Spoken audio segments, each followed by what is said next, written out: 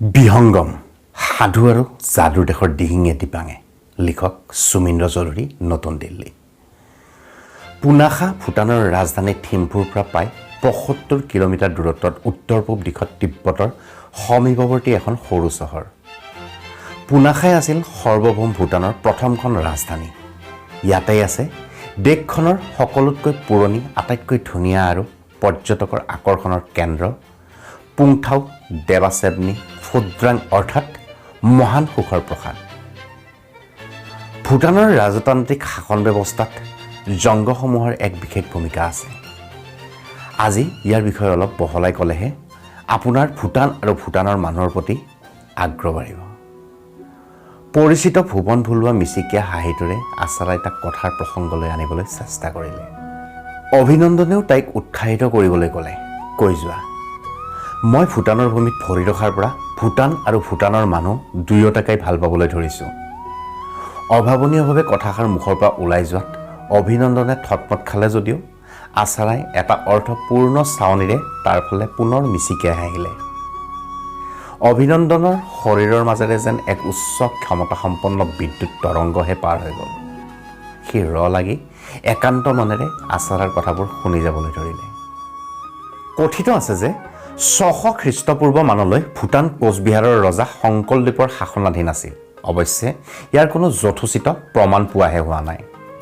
আকৌ বহুতো ইতিহাসবিদে ক'ব বিচাৰে যে ৬০০ খ্ৰীষ্টাব্দৰ প্ৰাকখনলৈ তিব্বতীয়সকলে দক্ষিণৰ সুউচ্চ পাহাৰে আগুৰি থকা ঠাইখনক মনিউল অৰ্থাৎ এন্ধাৰৰ দেশ আৰু তাতে বসবাস কৰা লোকসকলক মনপা বুলি কোৱা হৈছিল মনপাসকলে গছ বিৰিখ নদী আকাশক পুজিছিল আৰু ভূত প্ৰেতক বিশ্বাস কৰিছিল পাছে পৰৱৰ্তী কালত ৬২৪ খ্ৰীষ্টাব্দ মানত তিব্বতৰ সম্ৰাট সংস্থান গাম্পে মনিউল অধিগ্ৰহণ কৰি মনপাসকলক বৌদ্ধ ধৰ্মত দীক্ষিত কৰাইছিল সেই যুগতেই তেওঁৰ উদ্যোগত বৰ্তমানৰ বোমথান আৰু পাৰুত পোন প্ৰথমবাৰৰ বাবে দুটা বৌদ্ধ মন্দিৰ স্থাপন কৰা হৈছিল পৰৱৰ্তী কালত ৭৪৬ খ্ৰীষ্টাব্দত ভাৰতৰ পৰা নিৰ্বাসিত ৰজা হিন্দু ভূটানৰ বোমথানত উপস্থিত হৈ চখাৰ প্ৰসাদৰ পৰা ৰাজ শাসন কৰিছিল ভূটানৰ ভূমিত লাহে লাহে বৌদ্ধ ধৰ্মৰ উত্থান হোৱাৰ বাবে তিব্বতৰ তন্ত্ৰ মন্ত্ৰৰে প্ৰভাৱিত বন ধৰ্মৰ প্ৰভাৱো হ্ৰাস পাবলৈ ধৰিলে আকৌ ৮১০ খ্ৰীষ্টাব্দত দ্বিতীয় যুদ্ধ খ্যাত পদ্ম সম্ভাৱা ওৰফে গুৰু ৰিনপুচে তিব্বতলৈ যোৱাৰ পথত ভূটানৰ ভূমিত উপস্থিত হৈ ব্ৰজায়ন বৌদ্ধ ধৰ্মৰ প্ৰতি দেশৰ জনগণৰ আস্থা প্ৰতিষ্ঠা কৰি গন্তব্যস্থানলৈ ৰাওনা হয় ৯০০ পৰা ১১০০ খ্ৰীষ্টাব্দলৈ এই কালছোৱাত ভূটানখন কেইবাটাও খণ্ডত বিভক্ত হৈ সৰু সৰু ৰাজ্যৰ দ্বাৰা শাসিত হৈ আছিল সেই দুৰ্বলতাৰ সুযোগ লৈ ১১০০ খ্ৰীষ্টাব্দত তিব্বত মংগোলৰ সৈন্যবাহিনীয়ে যুটীয়া সামৰিক অভিযান চলাই ভূটানৰ শাসন ব্যৱস্থা নিজৰ হাতলৈ নিয়ে ১২০০ খ্ৰীষ্টাব্দত ইউৱান ৰাজবংশৰ শাসনকালত তিব্বত আৰু ভূটানত বৌদ্ধ ধৰ্ম বিভিন্ন শাখাত বিভক্ত হৈ পৰে প্ৰধানকৈ তিব্বতত শক্তিশালী হৈ পৰা গেলুপ্পা নামৰ শাখাটোৱে ভূটান আৰু তিব্বতত থকা কাৰ্গিৱাপা আৰু অন্যান্য শাখাত বিশ্বাসী লামাবোৰক অত্যাচাৰ আৰম্ভ কৰিছিল তিব্বতৰ পৰা বহুতো লামাই পলাই ভাৰত আৰু ভূটানলৈ পলায়ন কৰিব ধৰিছিল ১২০০ খ্ৰীষ্টাব্দত তিব্বতৰ এজন বৌদ্ধ ভিক্ষু ফাজু দ্ৰুগম চিকফুৰ তৎপৰতাত বৌদ্ধ ধৰ্মৰ কাৰ্গিৱাপা শাখাটোৰ পৰা দ্ৰুকপা নামৰ আন এটা উপশাখা ঠন ধৰি উঠিছিল ১২০০ খ্ৰীষ্টাব্দৰ পৰা ১৭০০ খ্ৰীষ্টাব্দলৈকে বৌদ্ধ ধৰ্মৰ দ্ৰুকপা বিশ্বাসধাৰা অতি সবলভাৱে বিস্তাৰিত হৈ পৰিল ১৬১৬ খ্ৰীষ্টাব্দত তিব্বতত গেলুপ্পা শাখাৰ দালাই লামাজনৰ অত্যাচাৰত অতিষ্ঠ হৈ দ্ৰুকপা নেতা ঙাঙাং লামগিয়ান ভূটানত উপস্থিত হ'ল ভূটানৰ ভূমিত ভৰি দিয়ে নিজৰ তীক্ষ্ণ বুদ্ধি আৰু পৰাক্ৰমেৰে ভূটানৰ দ্ৰুকপা আৰু অন্যান্য অনুৰাগীসকলক একত্ৰিত কৰি তিব্বতৰ পৰা হত্যালুণ্ঠন কৰিব অহা আক্ৰমণকাৰীসকলৰ বাবে প্ৰত্যাহ্বান হৈ থিয় দিলে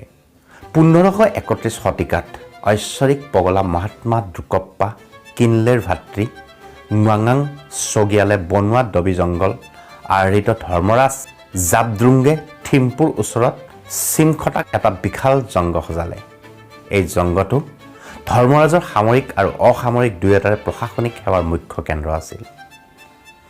1627 খ্ৰীষ্টাব্দত হোৱা প্ৰথমখন মুখামুখি আক্ৰমণৰ পাছত 1629 আৰু 1631 চনত তিব্বতৰ পৰাক্ৰমত ভূটানৰ শোচনীয় পৰাজয় ঘটিছিল। কিন্তু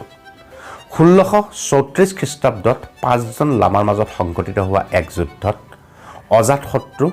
জাবদ্ৰুং ৱাঙাং লামগিয়ালে বিজয় লাভ কৰি ভূটানক তিব্বতৰ পৰা পৃথক কৰি এখন সাৰ্বভৌম ৰাষ্ট্ৰৰ সূচনা কৰে। জাবদ্ৰুং অৰ্থাৎ ধৰ্মৰাজ আৰু ভূটান ৰাষ্ট্ৰৰ প্ৰতিষ্ঠাপক ৱাঙাং লামগিয়ান পাছলৈ দৰিমা লামা অথবা জাবদ্ৰুং ৰিনপোচে বুলি সকলোৰে পৰিচিত হৈ পৰিছিল। ধৰ্মৰাজ ৱাঙাং লামগিয়ালে নৱনিৰ্মিত ভূটানৰ শাসন ব্যৱস্থাক দুটা সমান্তৰাল ভাগত বিভক্ত কৰি পেলালে। এই শাসন ব্যৱস্থাক স্থানীয় ভাষাত শ্ৰচী শাসন পদ্ধতি বুলি কোৱা হয়। দেশৰ ধৰ্মীয় আৰু আধ্যাত্মিক ব্যৱস্থাৰ শাসনভাৰ এজন মুখ্য পুৰোহিত লামাৰ হাতত প্ৰদান কৰা হয় আৰু ৰাজনৈতিক শাসন ব্যৱস্থা প্ৰদান কৰা হয় এজন ধৰ্ম নিৰপেক্ষ শাসক মানে দ্ৰুক ডেচিৰ হাতত। মহাত্মা দৰিয়া লামাই দ্বিবিভক্ত শাসন ব্যৱস্থাৰ মুখিয়াল হৈ সাৰ্বভৌম ভূটানৰ ৰাজধাৰ সবলীকৰণৰ কাৰণে দেহেকেহে খাটিব ধৰিলে। তেওঁ থানবান হৈ পৰা ভূটান একত্ৰিত কৰি বৃহত্তৰ দ্ৰুকিউল অৰ্থাৎ দ্ৰুকপাৰ দেশ প্ৰতিষ্ঠাৰ সূচনা কৰিলে। 1634 খ্ৰীষ্টাব্দত চিমটখা জংগুটো বহু পৰিমাণে বিধ্বস্ত হোৱাত ধৰ্মৰাজ ৱাঙাং লংগিয়ানে পুনাখাৰ সমতল ভূমিত মৌচু আৰু ফুচু নদীৰ মোহনাত এটা জংগ বনাবলৈ প্ৰস্তুতি চলালে। কিংবদন্তিত যে তিব্বতৰ পৰা বৈ অহা মাতা নদী মৌচু আৰু পিতা নদী ফুচুৰ মোহনাত হাতীৰ দৰে শক্তিশালী নামগিয়াল নামৰ লোক এজনে এটা বিশাল জংগ বনাব বুলি 800 বছৰ আগতেই দ্বিতীয় বুদ্ধ মহাত্মা ৰিনপোচেই ভৱিষ্যতবাণী কৰিছিল।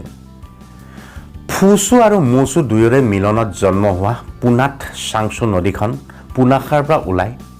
ৱাংডু আৰু সংকোচ নাম লৈ কোচবিহাৰ আৰু সোণকোষ আৰু গদাধৰ নাম লৈ অসমৰ ব্ৰহ্মপুত্ৰ নদীত মিলিছেগৈ। চাওকচোন, পূৰ্বৰে পৰা ভূটানৰ নদ নদীবোৰৰ মৰম চেনেহ আৰু অসমৰ বুকুলৈ স্বতঃস্ৰোত হৈ আছে। লাগিলে সোণকোষেৰেই কথা কওক অথবা মানস নদীৰ কথাকেই কওক, মৰমে কোনো বাধা মানিব পৰা নাই। আচাৰৰ ইংগিতপূৰ্ণ কথাখিনিয়ে অভিনন্দনৰ হৃদয়ৰ মাজত এক অনাবিল আনন্দৰ জোৱাৰ তুলি দিলে। কিমান সময় ধৰি দুই এটা অংগৰংগ আলাপত মত্ত হৈ পৰিছিল গমকেই পোৱা নাছিল দুয়োটাই।